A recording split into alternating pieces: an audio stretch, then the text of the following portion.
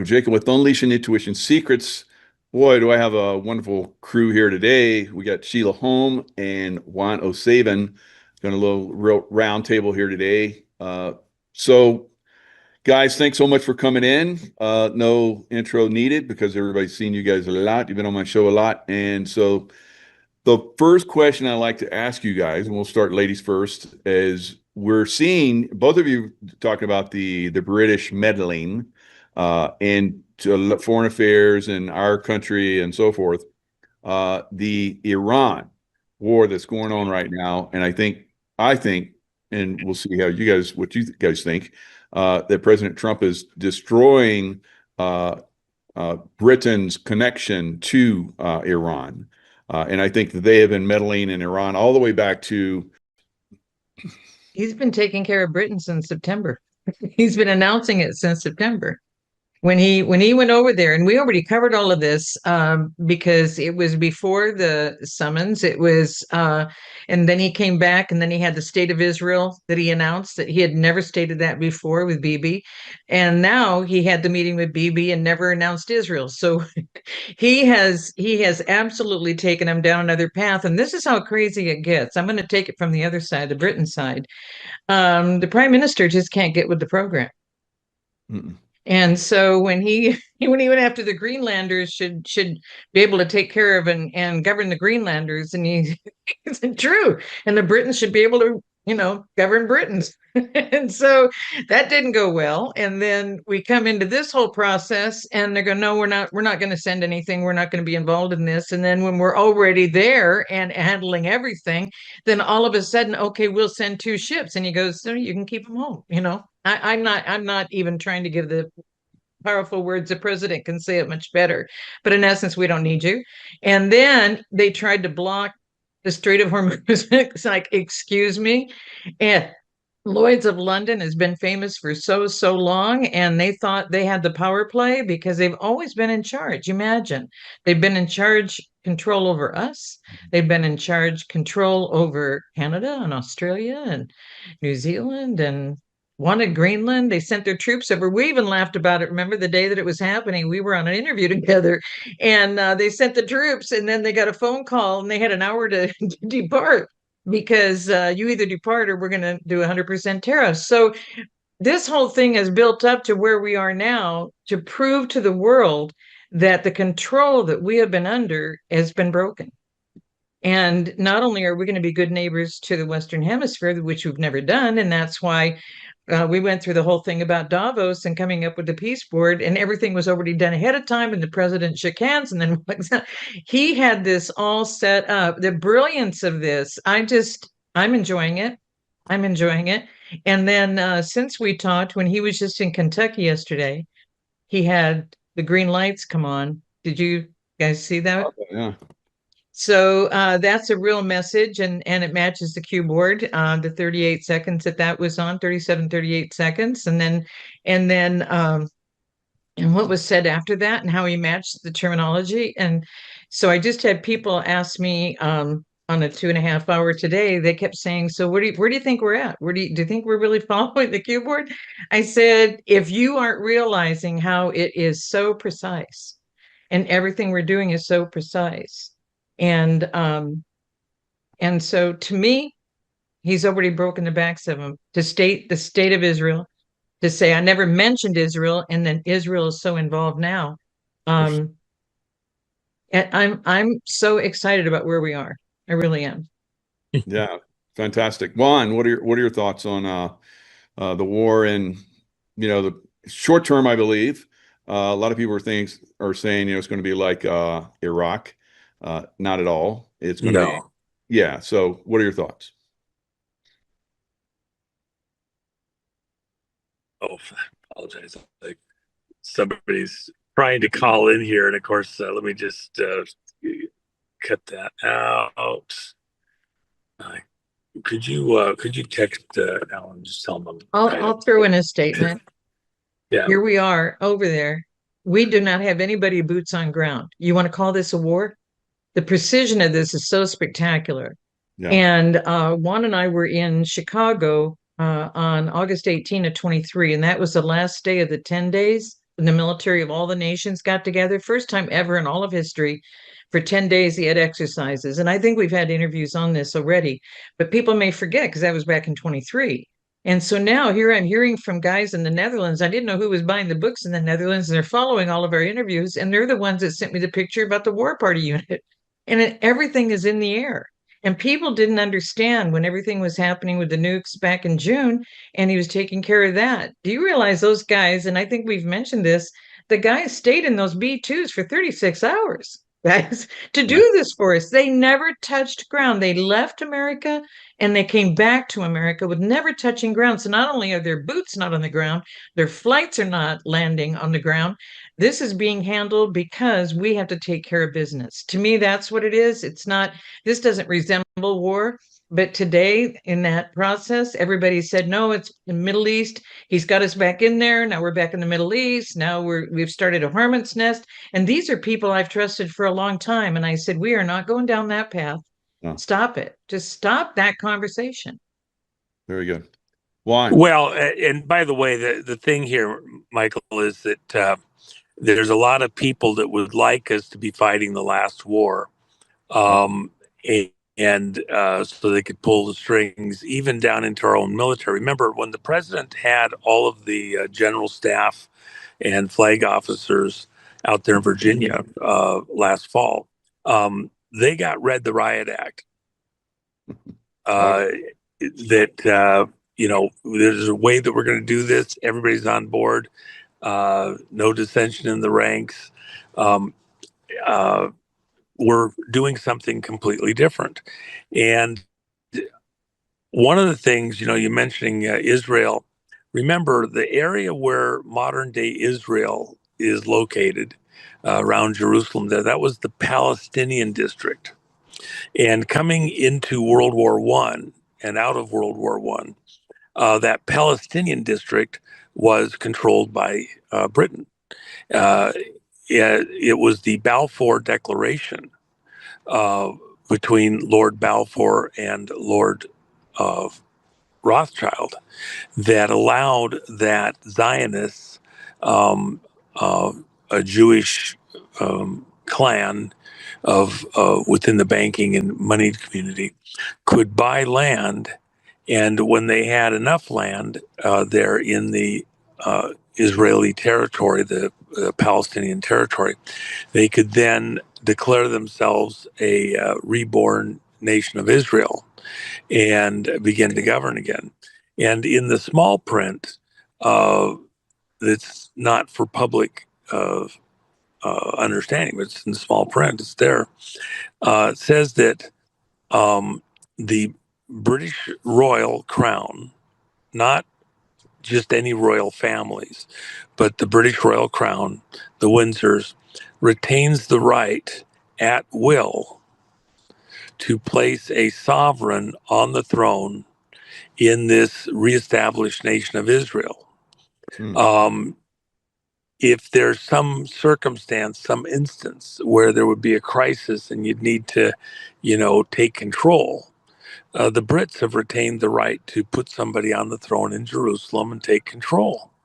And so they haven't given up that area, even though Israel has declared itself a nation state again. They're still, up to their eyeballs, everything that goes on inside of Israel at this time.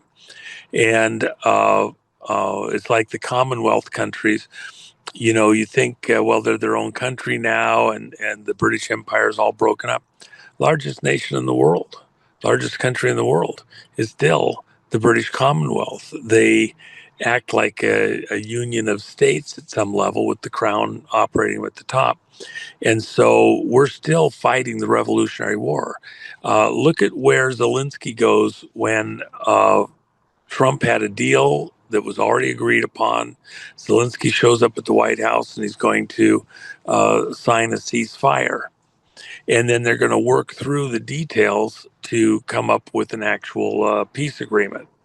Zelensky gets there, and because he talked with his Davos buddies and people in the Pentagon, supposedly on the U.S.'s side, but anti-Trump, he decides that he's not going to sign a ceasefire until a peace agreement's in place. Well, it's an impossibility. Trump just wants to stop the killing, and then you can focus on working out a deal that works, and we'll help broker it. They didn't want to do it. Where does Zelensky go? Within 12 hours of walking out the doors at the White House, dialing him in again. That's mad. You could send him a note. And so I apologize. I get calls on my phone all the time here, and I can't block them out. So.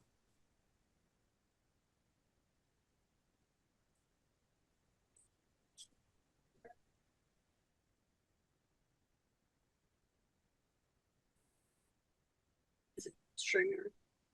No, this is sorry, I had an incoming call. I apologize.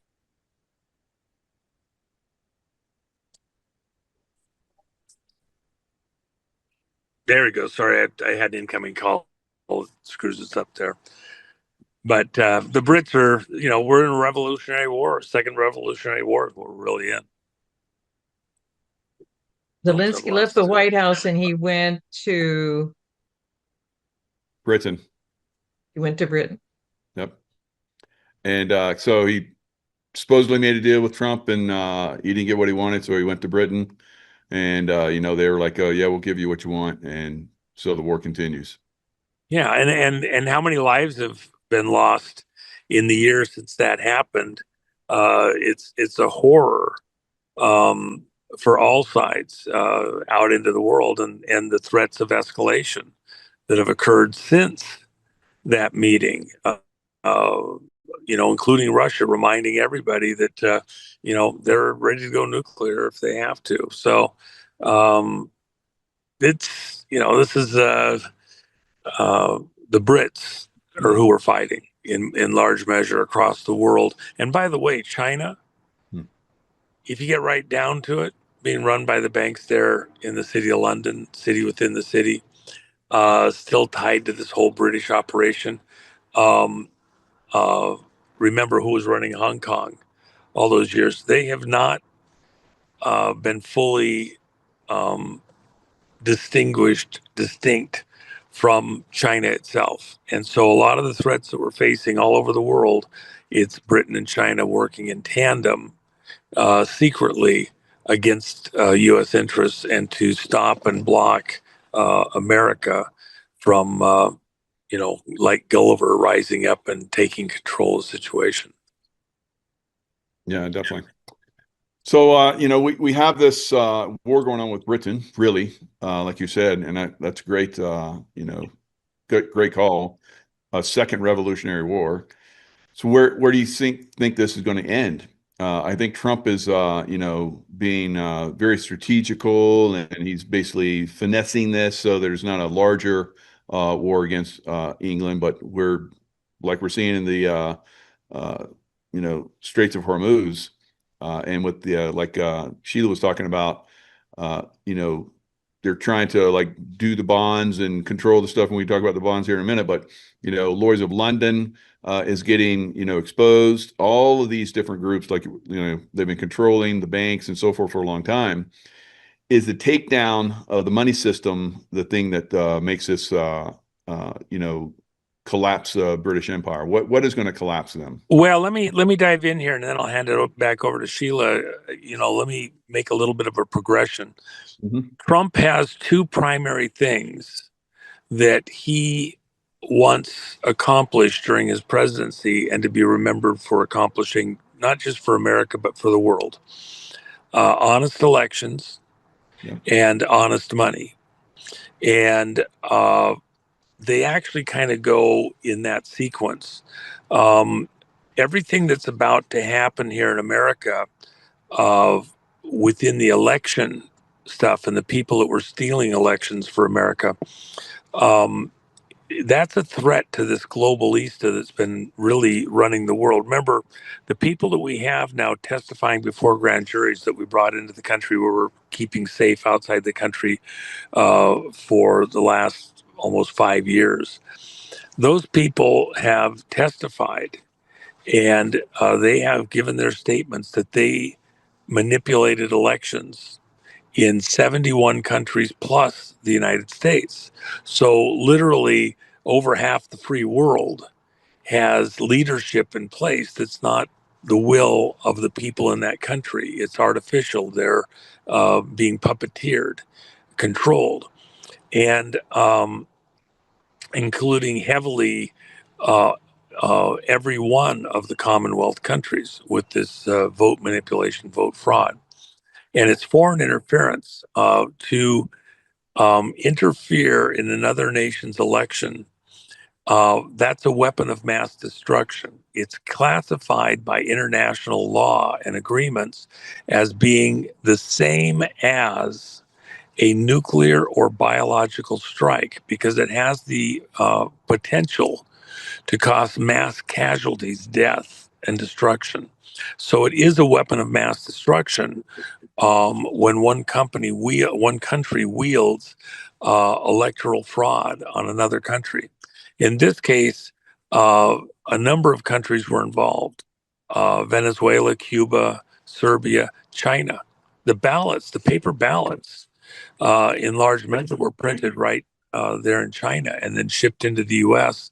through Singapore on the West Coast through Vancouver, BC, and then Seattle, and on the East Coast, a Florida location and Baltimore Harbor. And so, with that in mind, that was foreign interference on the paper, and then the electronic interference with several people or groups involved into the U.S. Through the server farm in Serbia, and prior to that, other locations. So, with that in mind, we were attacked. It amounts to a military attack at a nation state level, war by another means, and to control our country, which at some level succeeded. And now, when we fight back, the fight back is it doesn't help if you have secret trials, secret tribunals, because that's not curative. You need to go through this in the public eye. The whole world has to see, and we start at the top. America, in large measure, running the world. The most powerful country in the world, most powerful military in the world, politically the most powerful. So we start here, get the cleanup started here, and then we can go to other places in the world and help other countries to do the same because the same players were involved in all these different places. On the way to getting there, the banking, the paper money, we talk about the U.S. Federal Reserve System and operations, but they're tied to an international reserve currency system based out of the city of London and the city within the city, the old Roman Empire city. When you go there, you see the old Roman wall around that area, and Basel, Switzerland, and other things. But the core, all that 100 banks are right there in the city of Rome, inside London. And as we go after that, a large portion of what's going on here, probably the most significant, is that there's been bond fraud. And the bonds are the way that you finance a lot of things in the United States. And everybody needs to kind of brace themselves. I was going slow on this. I've been on this for years, but even over the last year and a half or so, while we got our ducks in a row, it's a bit complex, but it boils down to this. In the U.S., 85% of the bond fraud that's going on in the U.S. Involving bonds, it's all tied to schools, school districts. And that bond fraud is so extensive that at a bare ass minimum, you'll lose 600 banks. One of the things that happened after 2008, and I'm going to come back around to a spiritual side of this and hand it back over to Sheila in a moment, but I want people to think about this. Bare ass minimum, you're going to lose 600 banks in the bond fraud. here in the US. And it won't wait until the worst of it arrives in 2030, 2031, 2032. The first cracks have already shown up in the windscreen. Just as a funny thing, thinking of the Brits, they had an aircraft that they were testing, and in order to make sure that it was able to survive a bird strike. This is a true story. So they were asking about the weight of the chicken or the type of chicken that we're using in the U.S. test to make sure that they could survive a bird strike. And so they have a certain Cornish hen size, chicken bird. You can get them. You don't have to, have a fresh live one or something like that. You can just find them in the frozen section, and this weight and hit the windscreen. So a few months go by and they're testing this system, and they'd spent millions and millions of dollars, and they could not get their windscreens to be able to withstand a bird strike. And so they asked for an American, one of the people from one of the groups that had been doing this testing, come over and look over their shoulder at great expense. He goes over and watches them do a test. And pretty instantaneously, well, okay, I know what the problem is. And the reason that you're failing these tests, you don't use a frozen chicken hitting the windscreen at 300 miles an hour.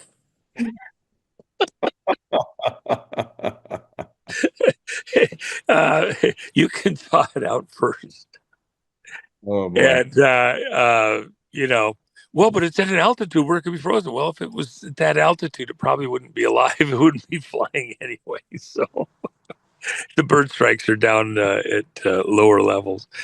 Anyway, they got it all right, but they got it completely logically wrong. But anyway, the Brit system with the banking is when we had 2008 happen here in the U.S., and remember that President Bush came out, and this was in the fall, coming up on the election, and all of a sudden we have a national emergency that they had to step into the banking realm, and they're printing money like madmen, and the Federal Reserve is in there and saving the world.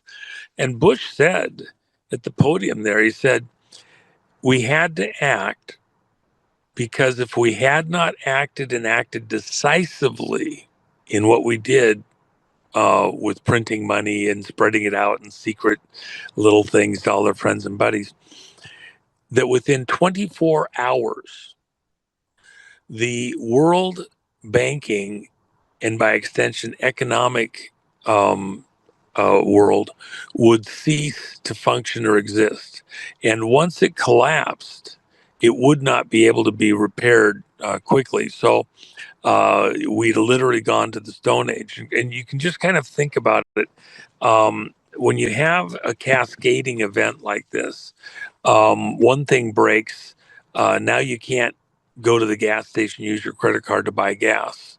And you can't even pay for it with cash because the machines are all tied into banking systems and electronic systems, and they can't process even the cash transaction.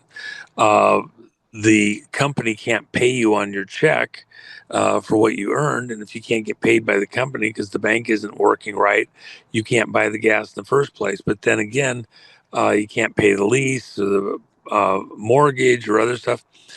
And when it comes unglued like that, to get everything working back together again, a payment system, a receive system, in the processing of all these debt obligations and payments, and even in the government, to start it back up again once it's stopped, frozen, locked up, is just not going to happen. It's a cascading event. It's a total meltdown. So they stepped in and took care of it. One of the fixes that occurred within the 2008 repair process was they started doing stress tests on the banks. And they required that the banks now have to hold 60% of their cash in bonds, government issued bonds, where they're securitized. The government's going to make sure they get paid. Well, what's the biggest bond market that the U.S. has? It's related to schools, public schools. And so they're required to hold these. The problem is they've been rolling these bonds over uh, where they don't have to pay principal or interest in many cases. And they're just a balloon payment at the end. And many of these have been going on now for a couple of decades. And the problem is that the number that's owed now just in interest is so great that there's not enough money in many of the counties across the country. If you took all the money from all the people in the county, they couldn't service the interest on these bonds that are owed. So you have reached a point literally of no return. It's only a matter of time now before this whole thing blows apart in an unbelievable way.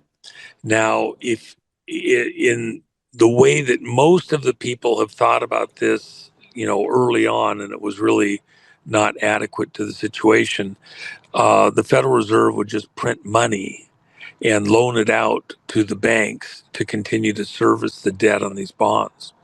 But it's Weimar Republic stuff. It would take so much money just to maintain interest payments in many, many, many, many of the major counties across the country that you break the value of the dollar so decisively down that literally wheelbarrows of dollars won't fix the problem.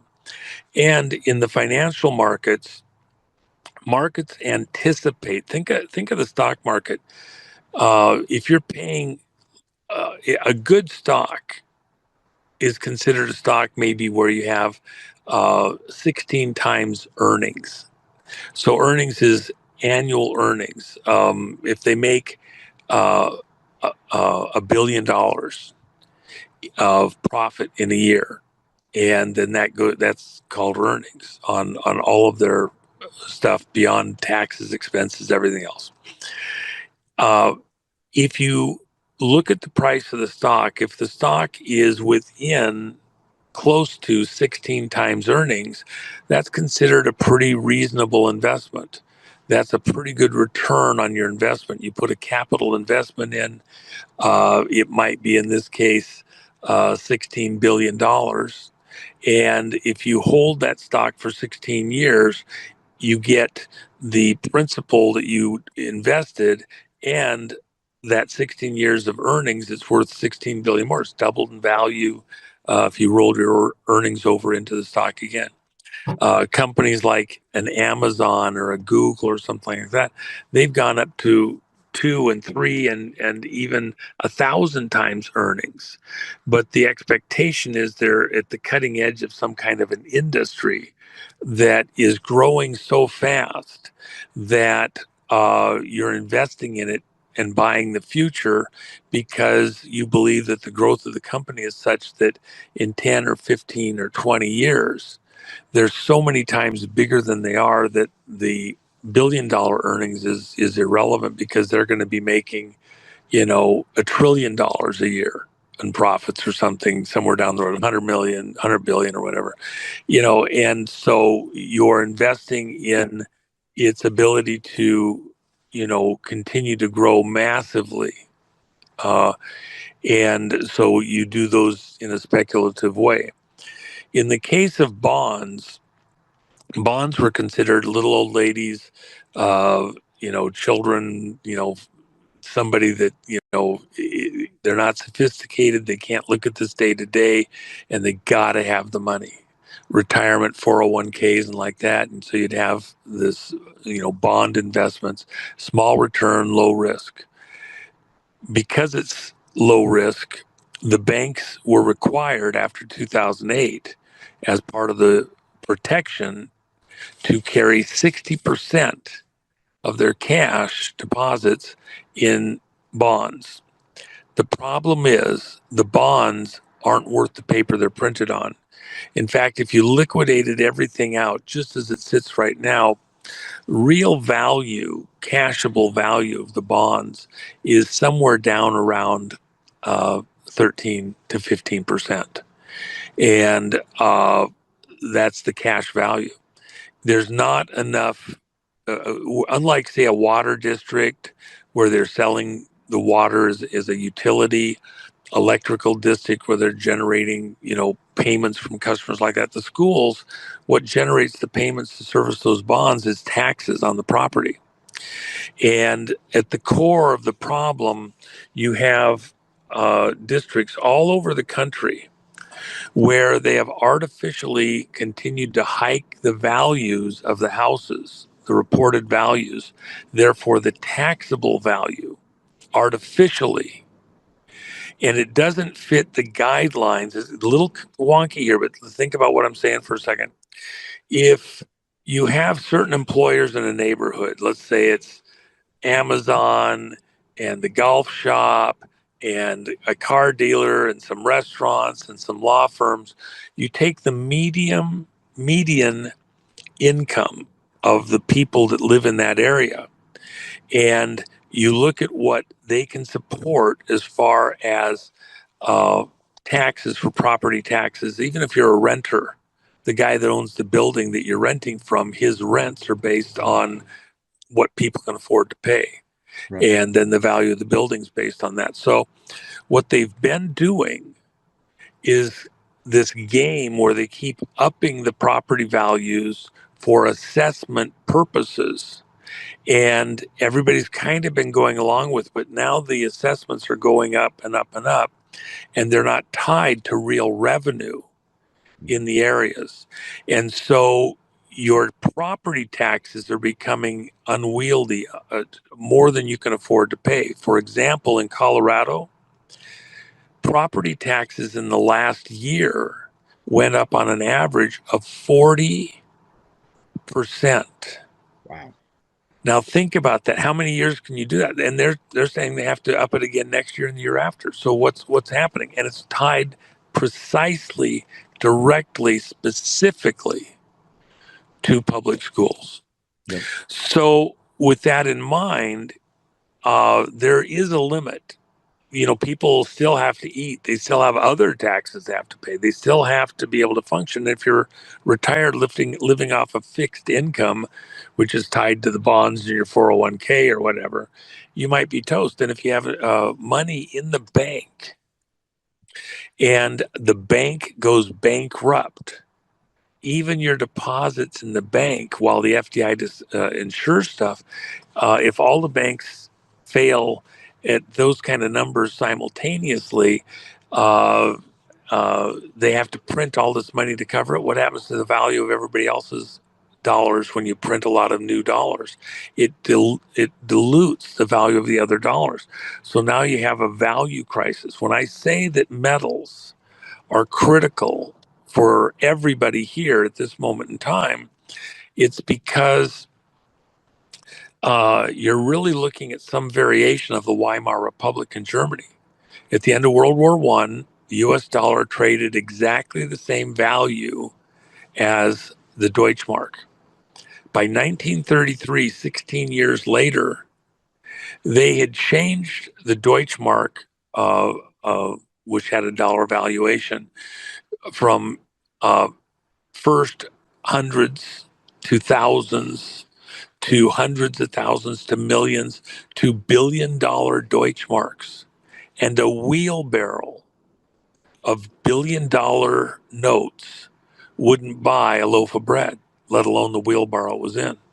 So that's hyperinflation, obviously. Brazil went through this. On these bonds, as they get unwieldy and out of control, initially they'll try to print their way out of it. It's impossible.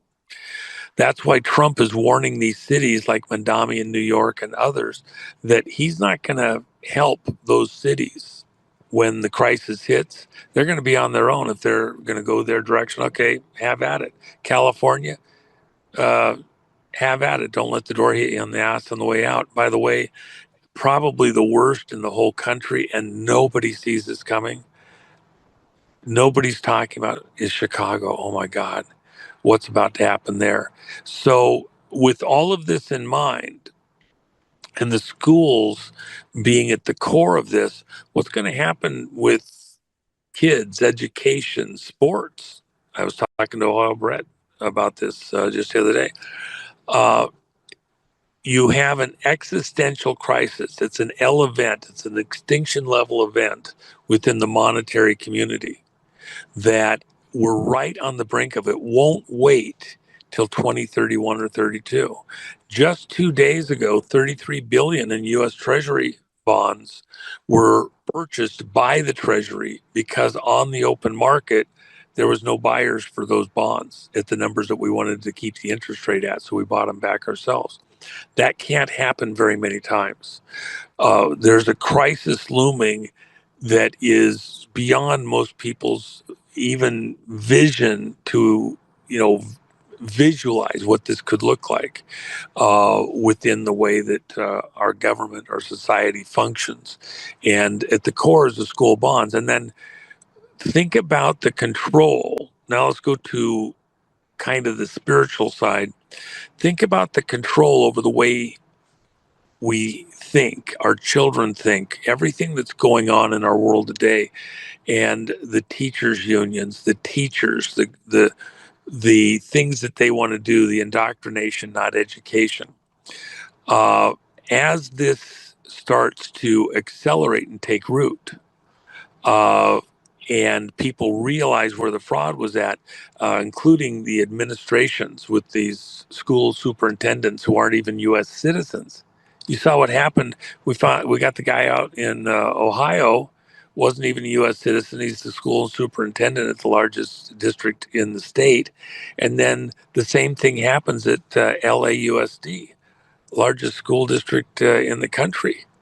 And turns out the guy that's running the school district isn't even a U.S. citizen. And what does he administer? He administers the bonds that are tied to property taxes for the school district. And there's a lot more there, by the way. Questions about his ties to Spanish intelligence operations. We'll see how that builds out. And why is that important? Because who runs Mexico? The Spaniards.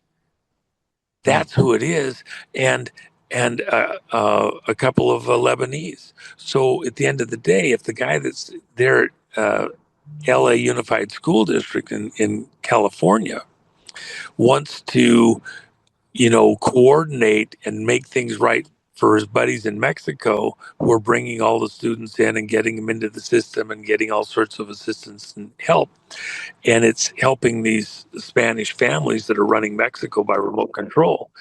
We got to rethink what's going on here. So I'll get it. It's fine. So there's a lot of angles here that haven't been considered by the public. But even from now we go to a spiritual side. If our country's been hijacked in the vote and in the financial, how can you have real freedom? And the people that are put in, a lot of the attack, look at what's going on in Virginia. In Virginia, they're looking to pass a law that will require that teachers teach about the January 6th stuff from 2021 as though it was an insurrection, and that Trump was lying about the vote fraud, and that will be mandatory in the curriculum. Jesus. By the legislature.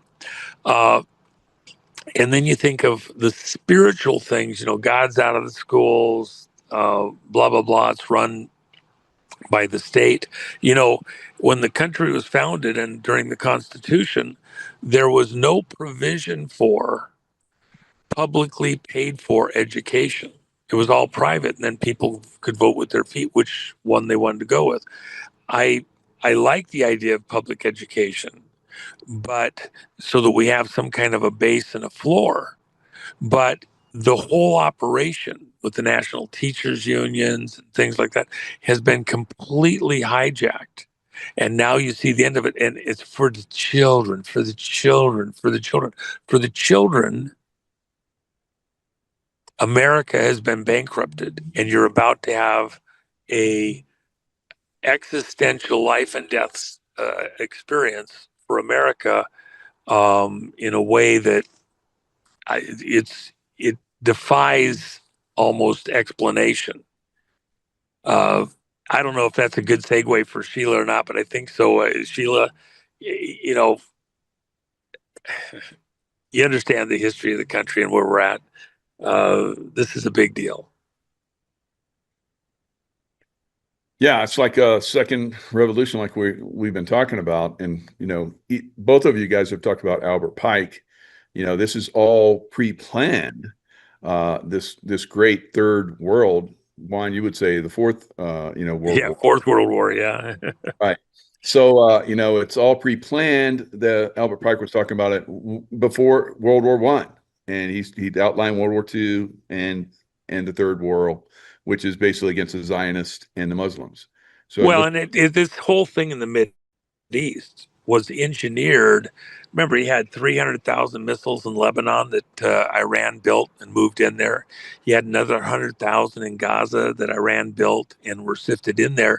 And by the way, I've mentioned before, but just to remind people, Beirut is this explosion that happened there. It's after the decimation of this huge explosion in Beirut several years ago. The buildings are still full of shrapnel holes. The place is completely decimated. Nothing's been rebuilt. Nothing's been repaired. Hezbollah's as busy in there as ever. And what was the cause of that explosion? They had a rocket fuel manufacturing facility that was using this fertilizer that had been put in a building, seized at sea. It was all a ruse. It was one of the biggest ruses in the history of the world. They put this fertilizer there and then had it sitting there for almost a decade while they were arguing over ownership and whether or not it was lawfully going to Africa or whatever it was going to. And in reality, it was parked there so they had the basis for making rocket fuel, because when they ship them from Iran, they didn't have any fuel. They're rocket bodies, and then they would get to Lebanon and to Gaza, and they had to have rocket fuel for those rockets, and so it was being manufactured there at the port in an underground facility. When that exploded and all that fertilizer exploded, it was because it was intentional. The Israelis did a particular thing and blew that underground factory up. Had German processing systems in there. So, and by the way, I got to show you something real quick here. So somebody has a sense of humor. They have a little car. They've got the General Lee. It's got a British flag at the top. That's hilarious. I think my kind of guys have some fun with it. So anyway. All right, Sheila, what are your thoughts? Well, going back to England, or going back to the education process with Alice Bailey and Madame Blavatsky, who set it up. And you mentioned Albert Pike. He had a Lucifer bracelet that Lucifer spoke to him through the bracelet. Alice Bailey said the same thing.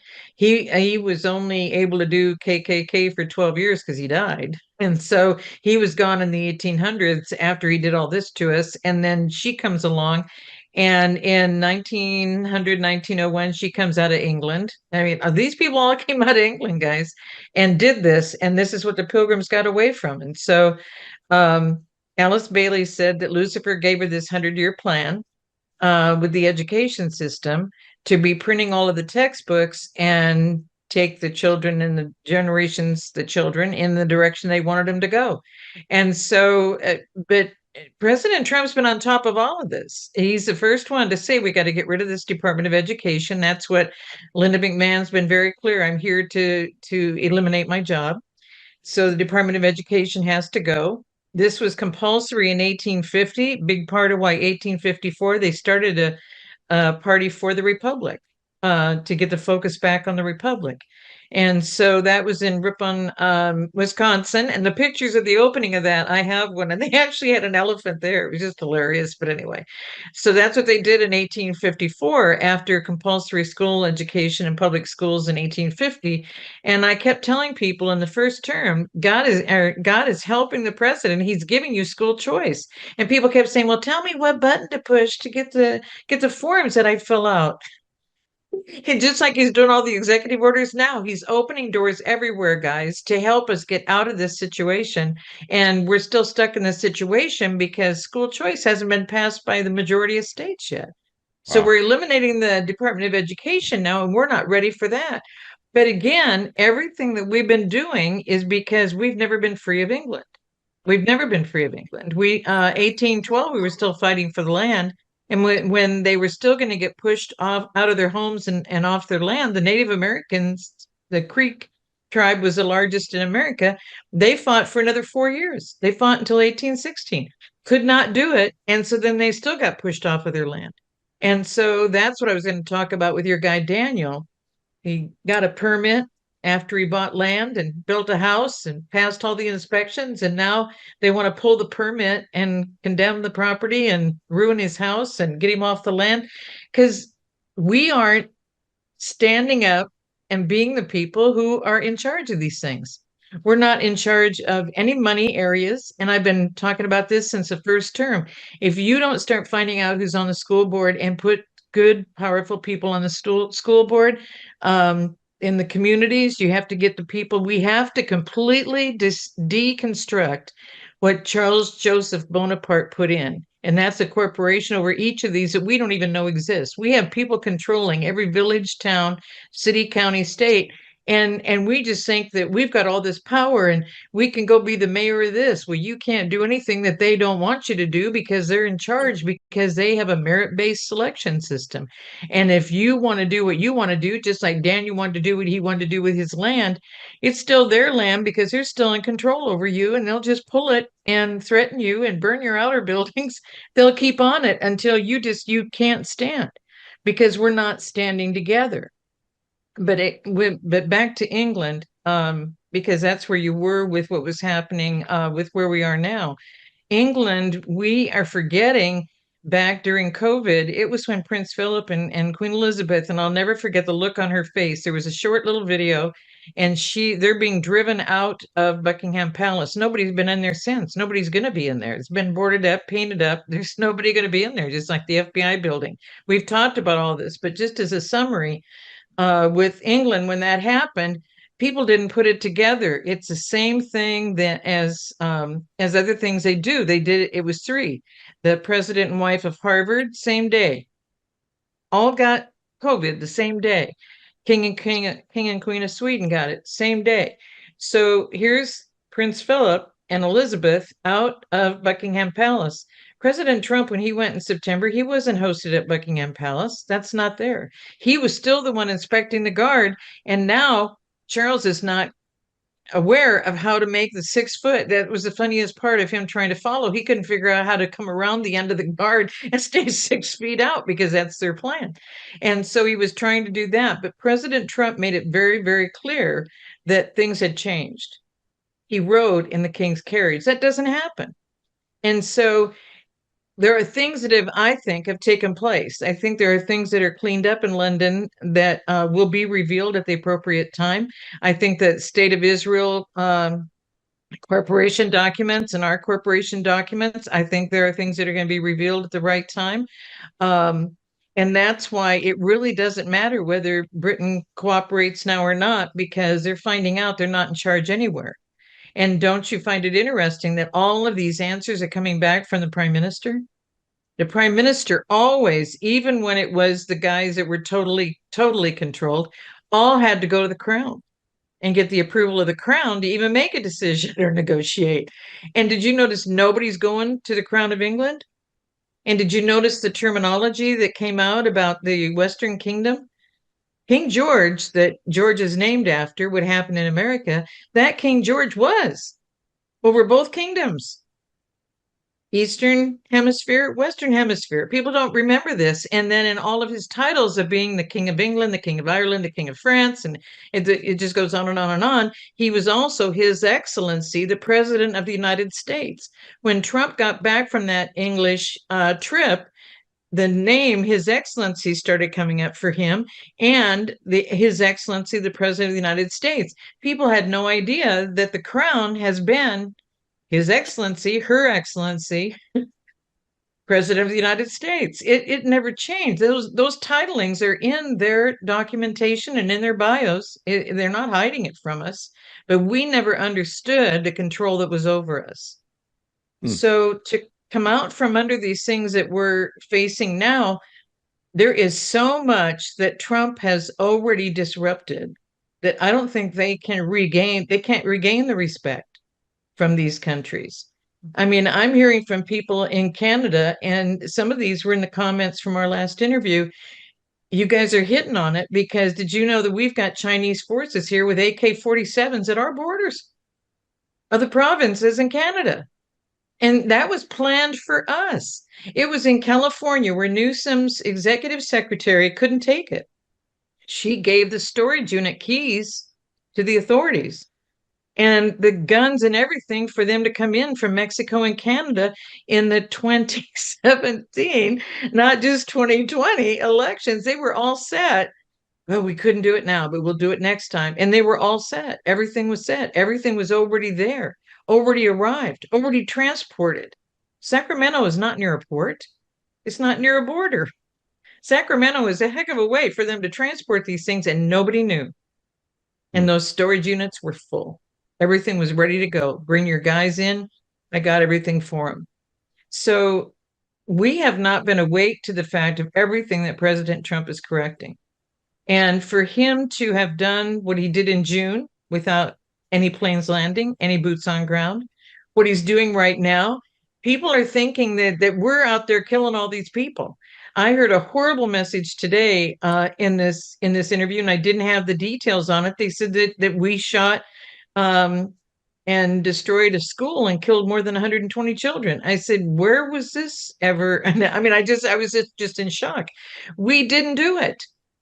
I had to find out afterwards that we didn't do it. Why are we spreading this? Are you noticing how many armchair quarterbacks have shown up out of nowhere that have never been vocal the way they're being vocal right now?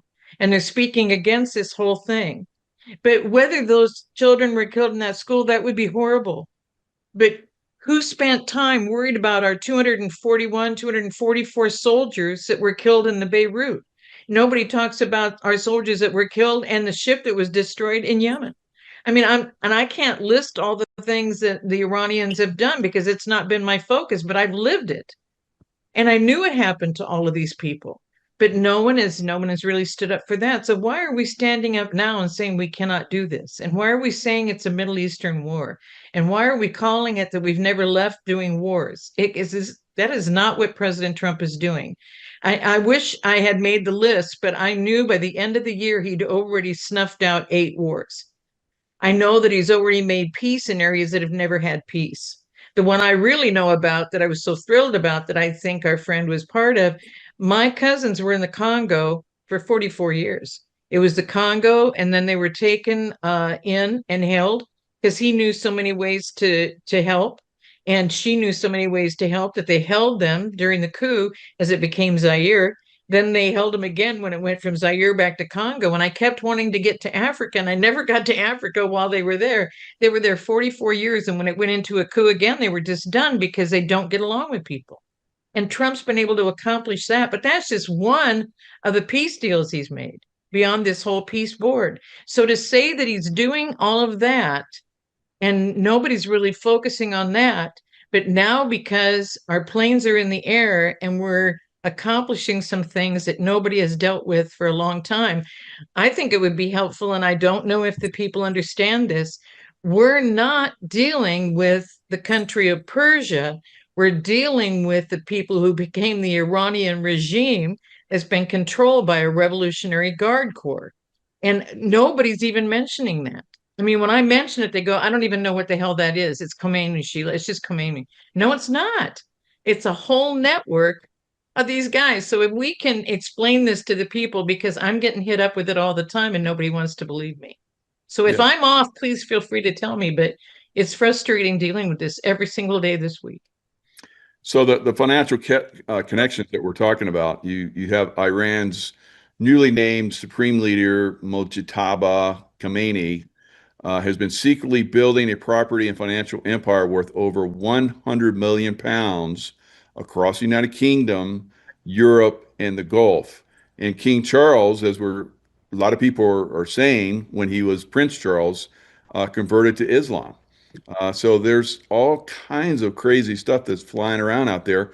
What's true, what's not, but I think we're starting to see that the financial connections and are deep between England and Iran and all these other countries that are giving us some problems, which Trump is cleaning up. Now, let's move over into the election side. We know we have to clean up our election.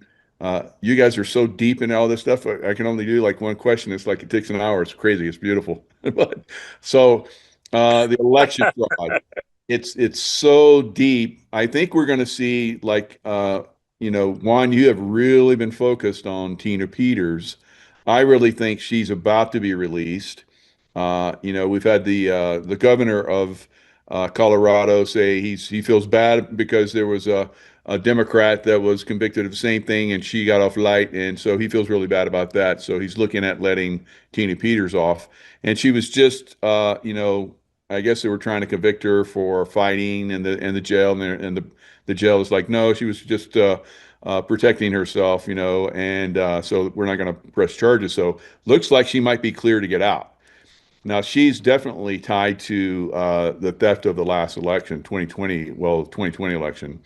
Uh, where do you guys see this election reveal going into 2000, 26? We're coming up on election again, the midterms. Where do you see that going? We're going to see an executive order to clean everything up. They're going to pass that one bill to make sure everybody votes with ID. What's going to happen? Juan. Well, President Trump has said he's going to sign the executive order, and he said in a few days, that was several months ago, that the attorneys were going through it. And then you've had the articles which I sent you, some of them in the mainstream media, about the fact that advisors behind the scenes are acknowledging that the president has a 17-page executive order that he is preparing to sign. Well, that's the executive order that my team, the coalition, put together, that asked them to put together back at inauguration day. And so we're close on that, but timing is everything. And one of the things that is going on that literally is just not talked about. I've mentioned it, you've probably mentioned it, but it's not gotten much traction.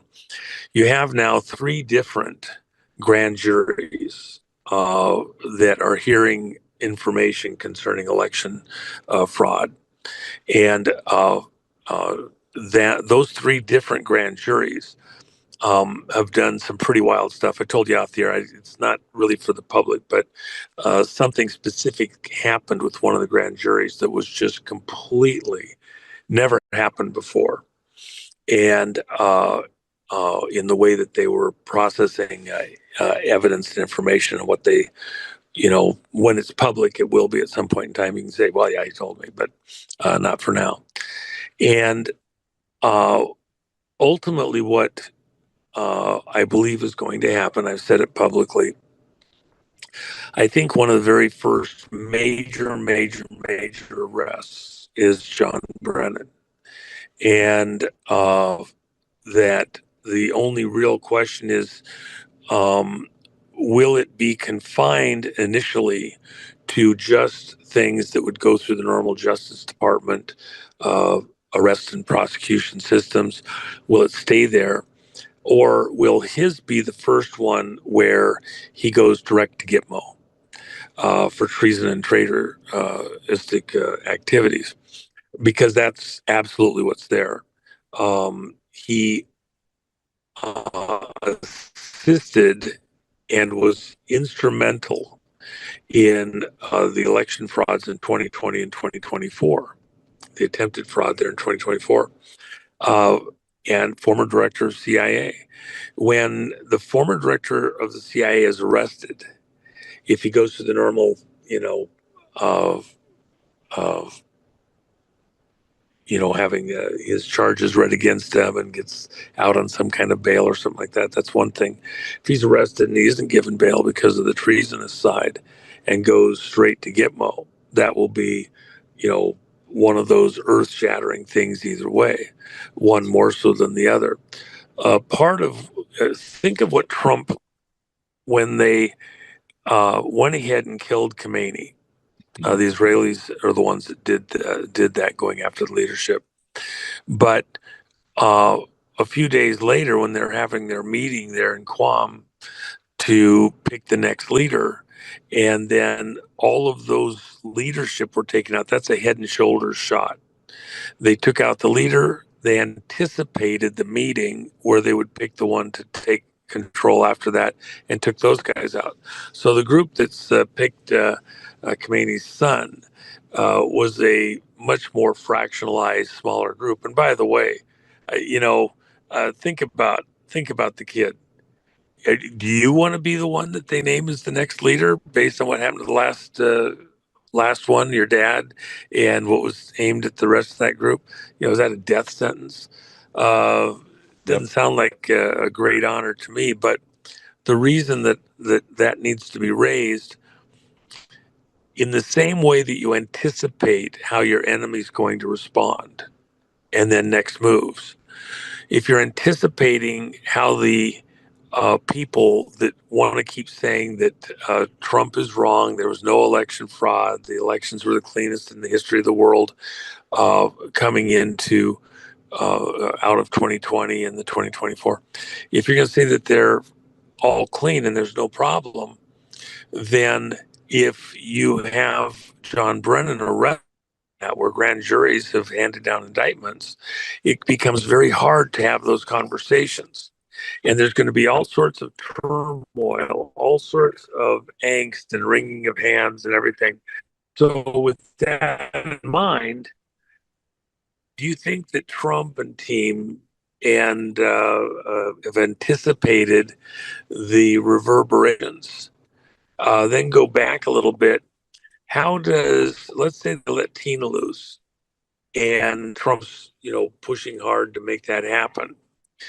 How do you take that off the front pages and come up with something else that makes that a relatively moot issue? They think they're going to have all sorts of traction going after President Trump because he would push hard on the governor of Colorado to have Tina released. How do you take that off the front pages?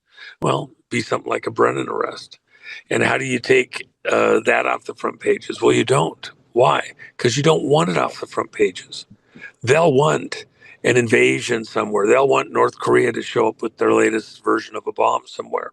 Why is Trump doing what he's doing in Iran first and Venezuela before that and some of the other actions? Because this is a globalist attack by nation states across the world on the U.S. election.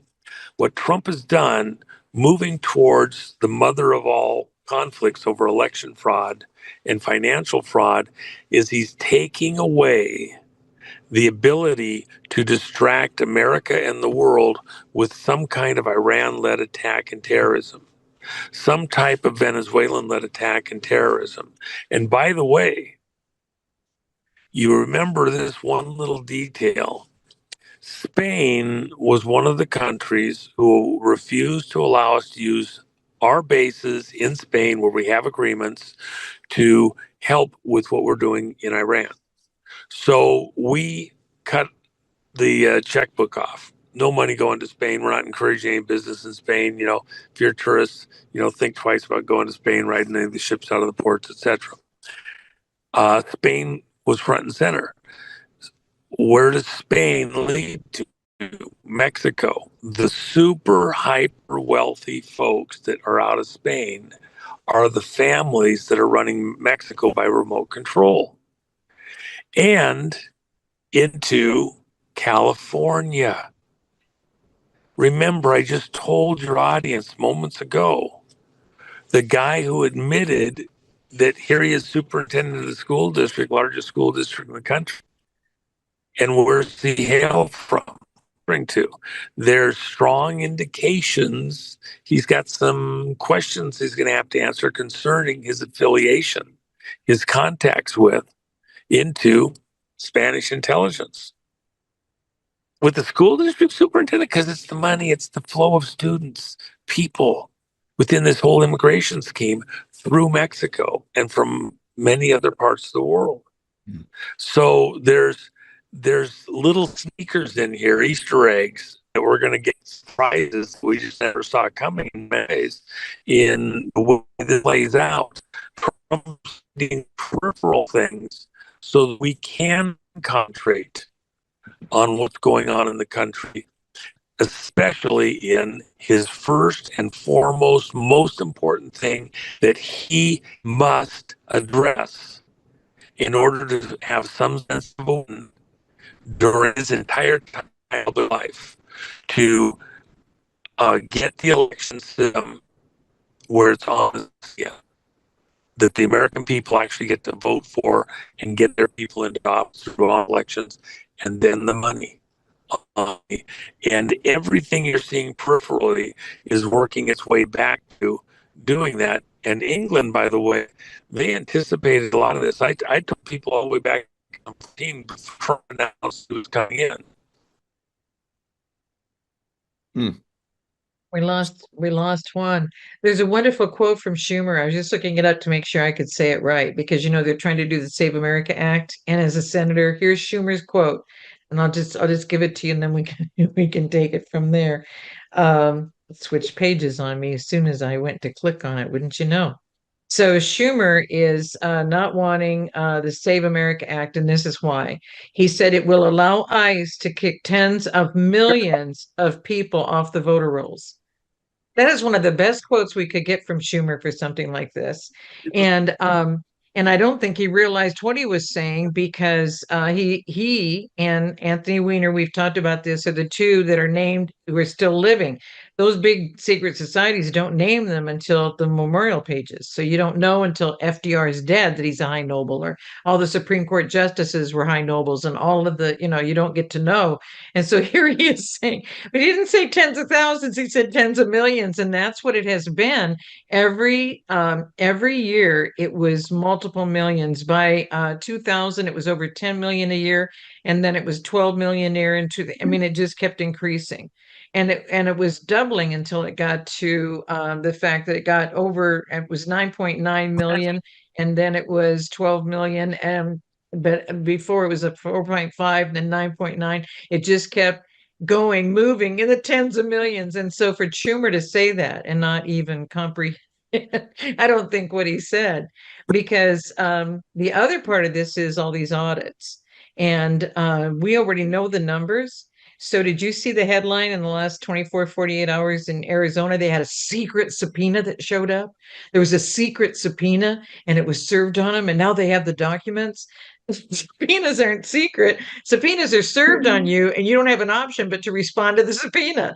But what happened in Georgia, I'll give you a comparison. What happened in Georgia, just in Fulton County, let's take that as an example. Fulton County sent him back to readjust their subpoena 3 times. And so when they came back the final time, there was a gal on TikTok, and she was in the hallway, and she was whispering, because she said, even Tulsi Gabbard is here. And we're working on this. We've got attorneys working on this. We're probably going to file an injunction before the end of the day, blah, blah, blah. And they'd already rewritten it many times. What they don't understand is, I don't think anyone's heard the back end of Fulton County. They not only found 315,000 ballots that were false ballots, were not the correct ballots, but they were all for Biden. And he only won in that county by 11,000. Okay, so they found 315,000. But here's the joke. they didn't know we already knew the numbers. We were just making sure that they were matching up the numbers. They removed other ballots to put those 315,000 in. And we already know what the counts are on the other ballots. Do you see what I mean? They're operating cover up, cover up, cover up. So it's kind of fun. And that one that just happened in Arizona, I'm really hoping that the people demand audits of all of them. Let's get all these subpoenaed. Let's get all these county records and let's get citizens volunteering to do the counts. And you can see this is a valid ballot, this is not. Let them see the actual evidence. This could be fun. It could be really fun because we just had I'm not in Texas, but Lieutenant Colonel Pete Chambers ran for governor in Texas.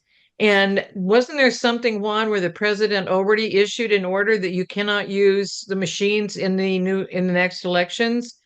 And or is that coming out in the new one? Because he's said it several No, times, but that would be with. Yeah, he's saying we're not going to allow the machines to be used, but he hasn't issued the executive order yet. And mm-hmm. in order to, people have to remember, just, I've said it before, but just to remind people in the audience, you're going to hear people say, well, he can't do that because it's the state's responsibility to run the elections. Except what he's got to do, what's in the very first lines of the executive order that was put together by my team. It has to be an executive order done in conjunction with an emergency declaration of a national emergency related to elections and the election process. And the context for a national emergency is that we have been attacked by enemies external. This isn't just a problem within the states or some U.S. citizens or processes, etc., and counties, etc. This was an attack.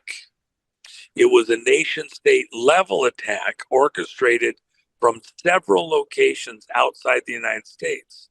So it was the use of an election weapon of mass destruction against America, and therefore, in the context of a national emergency in the field of elections, the president has to act not as president but as commander in chief.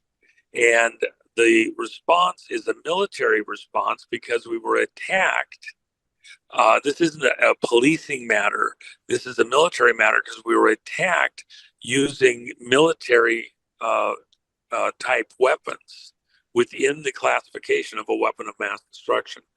Once you kind of get your mind around that, you begin to understand that there's no court, there's no judge once President Trump declares a national emergency and that it's an external attack that we're responding to. There's no court, there's no governor who can defy the president in that type of a matter, that commander-in-chief jurisdiction. So, for example, somebody like Polis, Governor Polis out of Colorado, saying, I'm not going to honor a presidential pardon of Tina Peters, cannot, in the context of that kind of a national emergency. The president is king. And by the way, those titles that you mentioned earlier, they have legal meanings attached to them. So when you add certain titles to President Trump within these other international agreements and systems, that have certain weight. They're not just formalities of flowering something up. They have legal substance to them. And the last thing I wanted to mention, before you had public schools, the schools were run by church organizations. The universities were founded and run by various church groups, and you picked where you wanted to go. And you got religious training tied into it. You had a capturing, a hijacking of all of these institutions, both at the university level and at the public, community level, in bringing about this public school education system, which now has become the basis. Look, Where are the majority of the vote precincts across the country located? In public school buildings. And so when you go to the public school to vote on a school bond, there's a certain intimidation level, even where you're at, you got to do this. This is, it's a hijacking of our society, for all the right reasons, for the children, and everybody wants to, see good things happen for the kids and like that. You're about to see a repulsion, an angst, an anger that's going to be focused on those people running the public schools, who, for the sake of the children, have brought America to the brink of some kind of destitution. All of the 401ks, all of these banks, and by the way, just last thing I'll say, although it's 600 banks primarily that are affected directly on these bonds, the reality is that's not an adequate number. The banks that are holding much of these bonds have to then go to other member banks, who then go to any of the big five, and they take their bonds and they borrow money against them by the Federal Reserve, printing money. And they don't print it just based on the face value. They print it on some extrapolation of the total end payment value. How much is the bond going to pay at full maturity? And so they've been issuing money based on that full maturity value, not on what the bank or minor bank paid, and getting more cash into the system, diluting the existing money in the system. And by the way, the amount of money printed and into the system during the Biden administration is like 2.5 times what was there when Trump left office. And that's a conservative number. We're now finding out new stuff where they were printing even more money we didn't know about. So this bond thing is going to be a hyper sensitive area and tied to education and the hijacking of the way we raise our children, even into the spiritual realm. The way that our children were stolen away from us by these Pied Pipers of the bond market and the education market. Yeah, the fraud is accelerating in a lot of different states, Wisconsin, like we saw, and then of California, and now in Texas. So it's gonna spill into other states, and that fraud is gonna really bring a lot of this stuff down. So where do you see, Sheila? Where do you see all of the fraud? What's that going to do for America? Because I think it's really widespread. Because Juan was talking about Illinois is going to blow everybody's mind. I think same thing in New York. What do you think is the fraud level that's happening in America, and how's it going to impact America?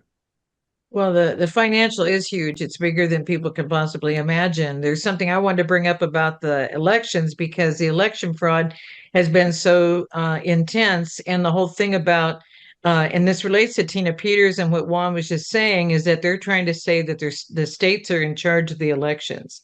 And when I was first researching for the Pike that was tight with Kissinger, that Pike said that his parents died, so he didn't know the names of his parents. And none of their bios have any parents or grandparents. There's no connection with any other Pike members or whatever. So this Pike in the 70s in America was real tight with Kissinger. And that guy, he was in his 14th term. And I thought, how the hell was he in a 14th term? 14 times 4. And why are we calling these midterm elections? They're midterm in between the presidential elections every 4 years. But the terms of these 14, he was 2-year terms. So when have we ever had elections, Juan, that were not related to federal, of some congressional reps in federal positions, and that the records had to go to the House of Representatives for a permanent record? When did that? Well, and by the way, just so that everybody has it in their mind, the midterms, the way that these globalistas, these deep staters have this set up, whoever came into power in the presidential election was usually counterbalanced by what happened in the midterms, and vice versa, back and forth like a yo-yo. And we could never break free. You could never get one side or the other to get a clear win, because they don't want one side or the other to win clearly. They want this back and forth because they control everything between the two parties. And by the way, just remind everybody here, to remind all of you, at the end of the day, domestically, the group that's fighting Trump domestically, the hardest, that's SES, Senior Executive Service, in conjunction with the Inspector General's office, both offices created under Jimmy Carter. Both offices, George Bush Sr. and his cohorts around him put together the skeleton of those organizations based on what happened when we got the church committee hearings and exposed what was going on over at CIA. And remember, George W. Bush, a businessman who had been to China as the Chinese business liaison for America back during the Nixon administration, because we didn't have an ambassador to China, so we did a business relations for them. And that was, by the way, tied to his work, tied to Kissinger with, or tied to Bush 1 with Rockefeller, both Kissinger and then Nixon at a later point when he lost the Kennedy election or had it stolen from him, worked for Rockefeller there in the same building for a period of time as an attorney. And so you've had this hidden hand involved all the way along. Well, who was doing the manipulation of these people in the U.S. system? A lot of that was tied to the Brits. Everywhere you look, the Brits were running America from behind the scenes. Where did the dossier come from against Trump? Came from the City of London. Where did Stroke and Page from the FBI go to get the dossier saying that Trump did all this stuff and the Russia stuff? Went to the City of London, the city within the city. And just a reminder, the Queen Mother, when she was alive, would have to go every year to the gate as a formality of the City of London, the city within the city, the old Roman city.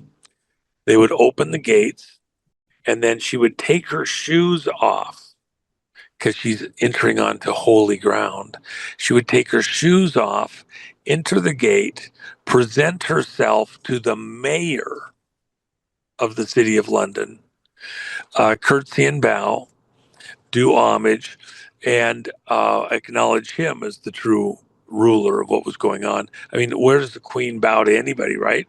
She bows to somebody that has greater authority and power than she does. That was the banks there in the City of London, the old Roman city.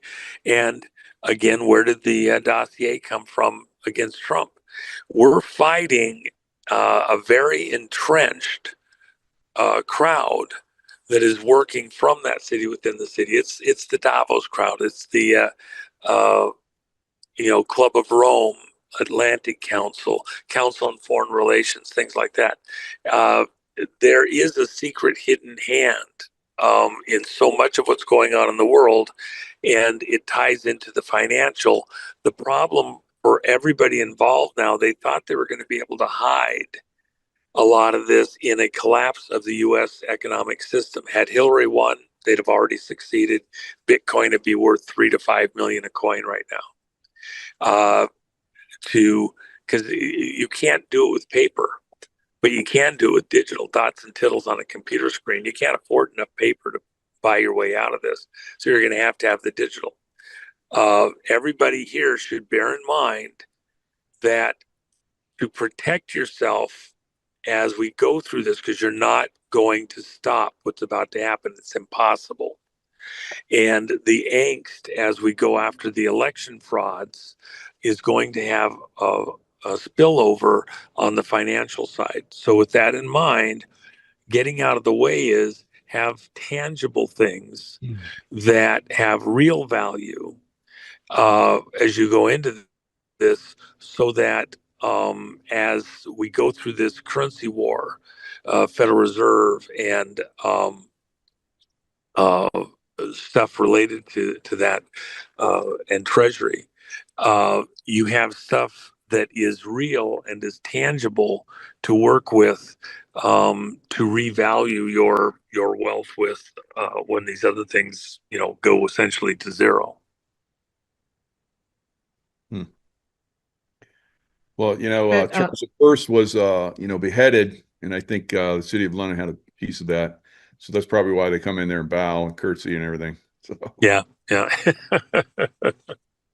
Yeah, and by the way, the Windsors are actually German. They're out of the Black Forest area, and their original name of the royal family was Saxe Coburg Goth, and so they hijacked the British crown, and you can talk to plenty of Brits about that. So even they aren't actually who you think they are. good point. Sheila.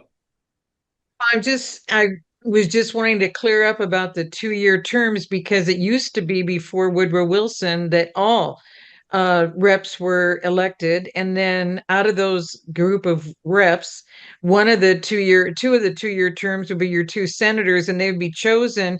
And if they weren't doing what they were supposed to be doing for the state, the reps could pull them back. Am I right on this? And that Yes, and all that's the very important. elections, Hold on, slow down for a yeah. second. So uh, uh, there's plenty of very powerful people, including Supreme Court justices, who have said that if you don't go back to having the state legislatures pick their Senate people as opposed to just the general vote, so that it's a senator is a representative from the state of the legislature, not elected in the normal vote system, you'll never get America back under control. And so this whole issue of how senators are chosen, constitutionally, the way they were chosen was decided for a reason, and they were literally just a representative of the state legislature on behalf of the citizens. They weren't elected in a citizen side of the election with it in mind that they could be pulled back. Remember, they're the ones that handle spending, that approve spending, and so it's tied right to the states. What's how much spending we're going to allow, and you're hijacking. Uh, those senators are there for 6 years. If you had them by the legislature, they could be pulled back by the legislature if they went awry, afoul of what the state legislature wanted and the obligations they were getting on taxation and spending, and where the money was coming back to the state that they were sending to the feds. There's no leash on the U.S. senators at this point in time, and that is not the way the Constitution had it set up, with great thought in the way they were set up. So Wow. we are supposed to be on 2-year terms for everybody. The 6 years was set up by Woodrow Wilson, and then every election then is a federal election. When you were mentioning about they want to control the elections from the state level, there are no separate state elections. And that's what I was trying to get to, is that there are no state elections, and our records are supposed to go to the House of Representatives. And when did they ever send them there? And now they don't want to even release them under subpoena. They are completely running rogue on all of this. So Yeah. when we were talking about election fraud, I just wanted to come back to that, because I didn't think we had clarity for the people on that. Well, Well, and by the way, just before you dive in real, here, real quick, Michael. speaking of the election fraud, and all those senators that voted for Biden, there's been a lot of talk that that's treason. What do you think about that? And then maybe take it after what you were going to talk about, Juan. Well, just There's that. there's 93 that they found, in 93 of the senators that have to be tried for treason just for that, by proceeding with the election and not questioning it and not doing a review of it when we had all the details. In Yep. fact, Colonel Waldron, when he was in Pennsylvania at the hearings, and Rudy Giuliani was there, and Jenna Ellis was there. This is back in the beginning. They already had the details. And when they said Doug Mastriani, I think is how you pronounce his name, he was running for governor, and he kept asking because he was in the state legislature there, and he kept saying, "So where are you getting these numbers? How do you know that this is what happened?" And Colonel Waldron was saying, "Well, my white hats have all the information." So none of this is new that we're facing now that we didn't know back then. And Yeah. so having all of this information to say now we're going to start be dealing with fraud is that they were given 3 more opportunities. They were given 22, they were given 24, never cleaned it up. Now here they are in 26 and they're still refusing to clean it up, refusing to stop using the machines, refusing to use paper ballots, refusing to do same-day voting. And they're still not following the Constitution. So when you're purposely, knowingly doing this with all of these times you've been told, because people said, "Well, Sheila, it didn't matter in 24." I said, "Yes, it did." And they said, "Well, we never heard anything about what happened in 24." And I said, "This time, when they came with the white box trucks and they came with the blank ballots at midnight to the warehouse to knock them off at the same warehouse, there were our military inside, our National Guard members, military, we're all inside. People have no idea that any of these people have been arrested. Everybody's thinking we're not doing anything, we're not getting anywhere. So I don't think people understand we do everything by the rule of law. And that's where the president held up the Bible when they had the riots and he went behind and to the church that had burned. And he held up the Bible and he said, "This is our rule of law." And then all the guys went marching with him and they were so proud and did the photo ops and everything. And then the next day they go, "What are you doing, matching that up?" And even Bill Barr said, "Well, if I would have known he was going to say stuff like that, I wouldn't have gone with him."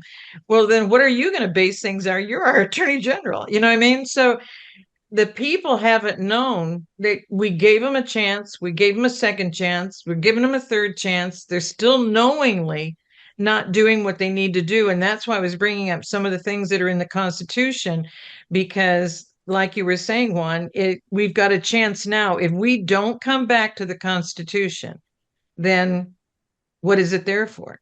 Well, and this is to follow on where you're at there.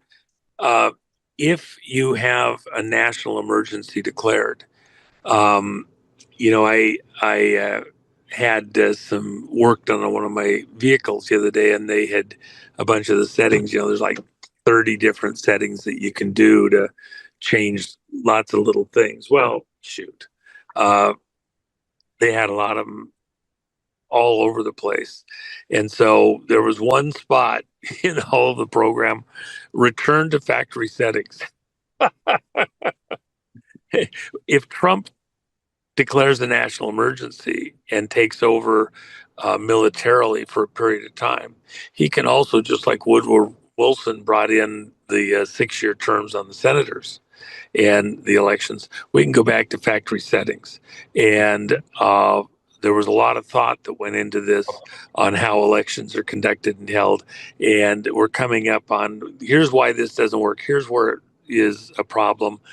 At some point, return to factory settings. And I think that's exactly what's going to happen. Brilliant. I love it.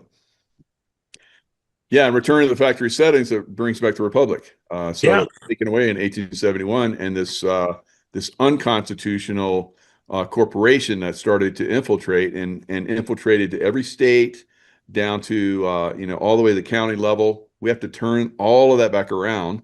I think it's doable. But we have to have like you're talking about, Juan. I love it. A reset. So, Well, and think about this.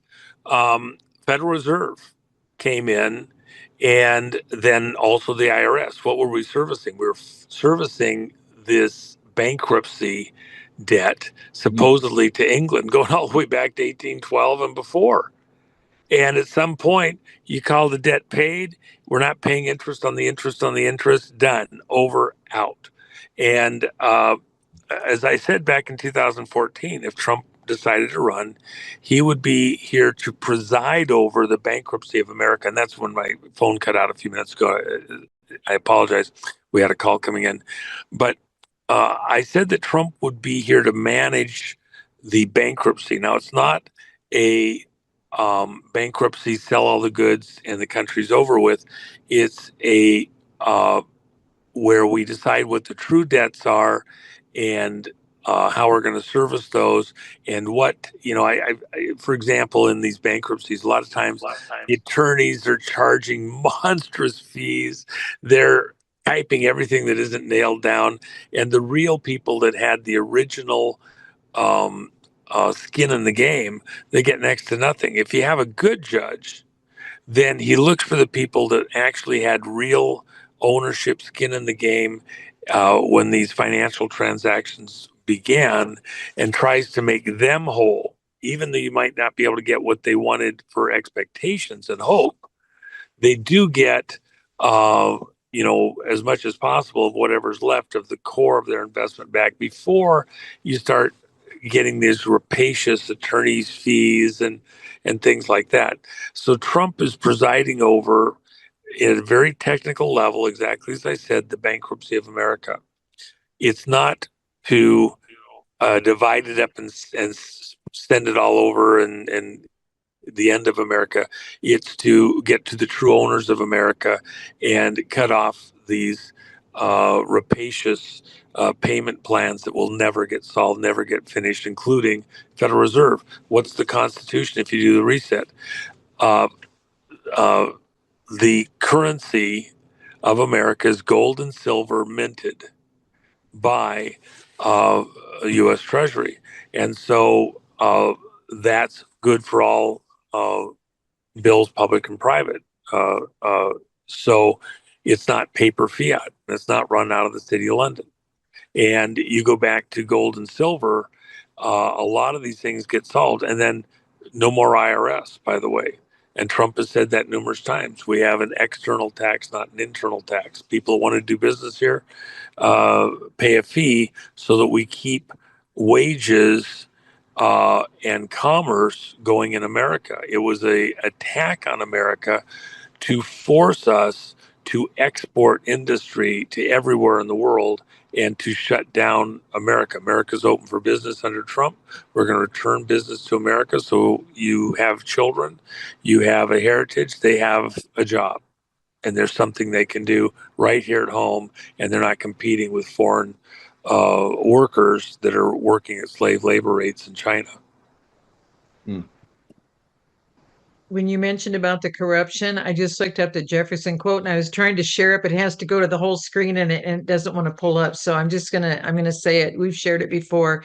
Jefferson's made this one quote: "When once a republic is corrupted, there is no possibility of remedying any of the growing evils, but by removing the corruption and restoring its lost principles, every other correction is either useless or a new evil." Yep, hit the reset switch. Factory settings. Yep. All right, guys. Let's call it here. It's almost 2 hours. So great show. Great insights from both of you. God, if you didn't enjoy the show, you're dead. So Juan, the Jennifer Mack Yeah, .com.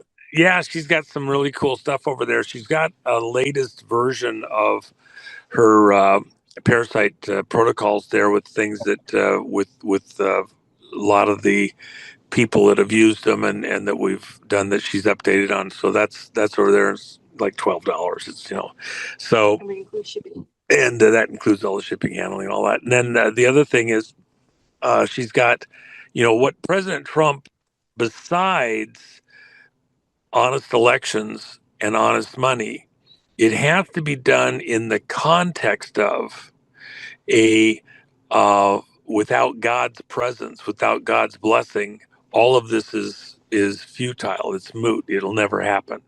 So President Trump, in the context of getting honest elections, honest money, has called for a national day of prayer and rededication on May 17th in the National Mall to call upon God, essentially, like people renew their marriage vows. Why are we here? Who do we honor as our God?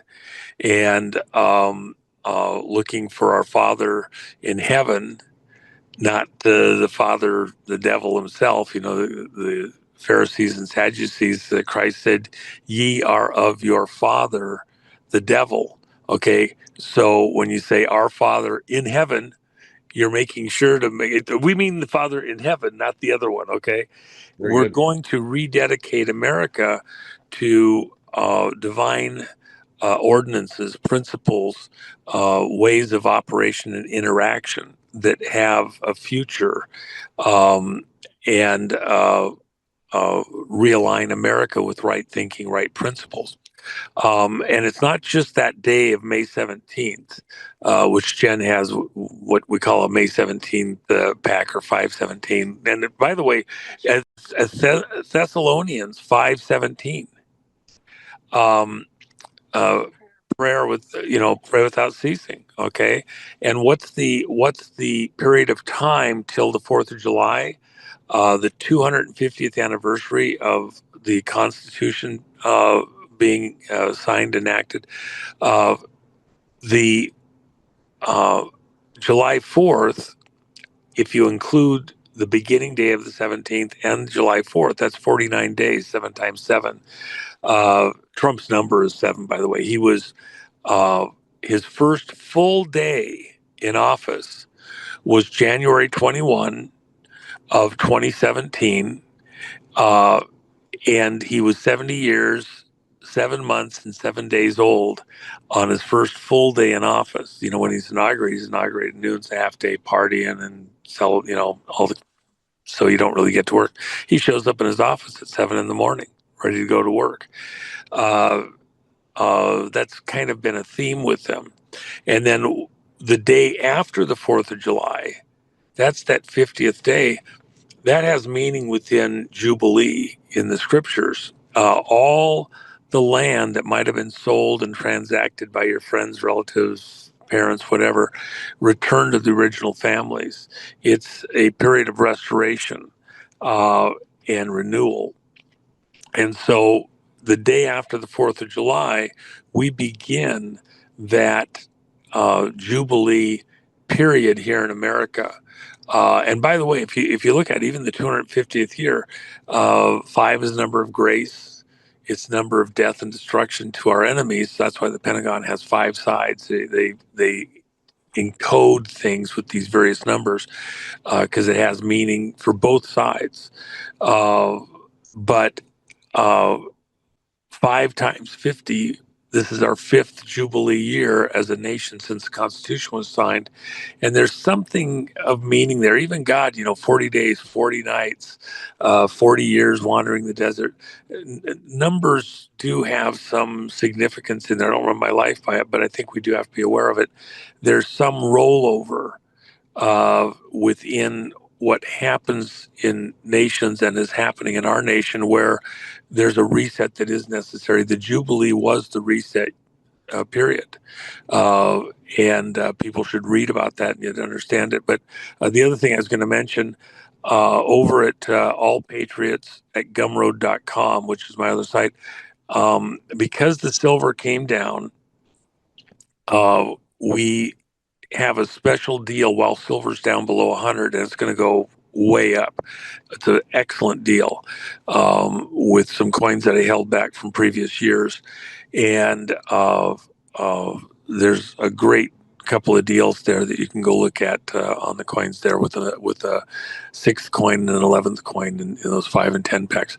So anyway, just for those that can do it, and the rest of you, one really critical thing. There's a lot of people in these audiences buying metals or something like that is the furthest thing from reality for them. Don't get strained on this. The people that do purchase metal and have it available, they're still going to need things. They're still going to need work done. They're still going to need assistance. They're still going to you'll have skills or things that you have available that they're still going to need. You'll be getting paid with their silver or gold for things that you have and want to convey, including your labor. And so that they have it just means you have a great opportunity to get paid in something with real value, not this paper currency with stolen taxes and fraud all attached to it. It will be a very healthy thing And so that others may be in a position to do that is your security also for us as a people, as a nation. We're all in this together. Where we go one, we go all. And these things are going to happen that are going to capture the attention of the world. Believe me, when the first major person like a Brennan is seen in the orange jumpsuit walking through the gates of Gitmo, it will be real for everybody, and it's coming, guaranteed, no question about it. Take a deep breath. It will be epic. The whole world is going to be shocked, stunned, and people are going to wake up very quickly to what's going on. And in the conjunction of honest vote, honest money, the bond stuff is a risk. Operate accordingly. Yeah. And good point about the silver, because I heard an interview not long ago by a gentleman that was, he talked about his parents during the Weimar, period of time where, you bring your wheelbarrow to the front of a store and you couldn't get hardly anything. But if you had silver, there was a back door and you got everything. So yeah, And let me just add this one little detail. I apologize for going so long, folks, but this is the interesting thing. There's two parts of the story. I had a friend years and years ago, and this was back in the late 70s. He lived through that period. He was elderly at the time. He and his brother were sent by mom with a wheelbarrow, a basket, a big laundry basket full of money. And she'd gotten the money because she was housing German soldiers in her house and feeding them. And then she would get money because she was a widow from First World War. She would get money for caring for them. So the two brothers went to town with this basket of money, and they were looking for anything as the money was collapsing. They set their basket with money down and one went to one side of the street and looked in the window where they had meat to see if they had any, and the other one went to the window of the bakery where they had bread. When they turned around, they looked, and somebody had dumped out their laundry basket and stolen the laundry basket. All the money was laying in the street. The laundry basket was worth more than the paper money that was in it. The second part of that story is, how did they survive after that? As World War II wore on, and in the waning days of World War II, they had this place that they had was a small farm. They had potatoes, they had a few vegetables that she would grow, and they would hide it out in their cellar. When the war ended, and for the next several years after the war, as you know, because it was the whole country was just completely wiped out, she would sell some of those, that little bit of crop that they had. In the 60s, his mom passed away. He spent the next decade living off of all of the rings, jewelry, gold pendants, everything. He said it must have been 20 pounds of gold jewelry, little bit of silver, mostly gold in what he had, because that was the nature of the area, of things that she had that were very valuable, antiques, classics. Everybody got rid of that stuff because they just had to have food. And so she is this pauper, to all the world, who'd been trading, a few potatoes for a gold ring. Okay. So again, when these things happen, I don't expect it to get that way here for America, because what the plan is within the administration, there's a number of things. I don't want to go into too deep now. I'll spare it. We'll talk about it another time. But there is a plan to take the edge off. We're not going to have a Weimar Republic collapse. That's why you're seeing this shift to protecting the Treasury at all costs, with the security fencing around the White House and the Treasury, but nothing around the Federal Reserve. We're systematically taking the support out from underneath the Federal Reserve and going back to Treasury operations, and along the way, saving the American people from that type of intended destruction that was intended for us by the crowd that would have put Hillary in and had a bomb in like that.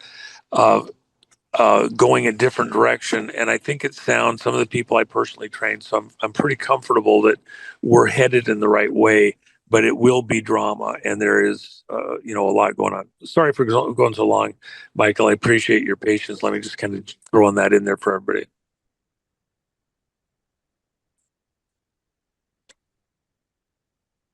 You're muted, Michael. Yeah, sorry. Sheila, how can people reach you? Hisbest.org. The hardback, everything's on the homepage where they can click to buy it from Amazon because we're doing it through Amazon because they want it internationally, and I'm not using my publisher except for America and on the website. And so you can get the hardback there. You can get the hardback the donation of $60 to Cornerstone, and we will ship an autographed copy of the hardback to you. We'll do all the ordering and pay for all the expenses, and so that's on the homepage, and everything else is in the store. And I just thank you guys. This has been an amazing night. Yeah, it's a great Friday night date, right? You're both amongst my very favorite people on the planet. I appreciate the chance to talk to your audience, Michael. And this is really one of the best audiences out there within all of the podcasting. And part of it, it goes to you as a host. You cover so many subjects and give different types of guests access, so you have an audience that is able to walk and chew gum at the same time and can weigh out what's presented to them. You're not being so exclusive that you can't hear differing opinions, and then the audience gets a chance to weigh it out and make their own decision. And hopefully we've given something that stretches the conversation further between Sheila and myself. So thank you, Michael. Yeah, thank both of you. And Michael, I saw briefly you did something on Iran. You did it this week. It's the three S's, the Sunnis. It's when you explained all of that, I went back to try and find it because I listened to it and I want to share it. And could you give that to me?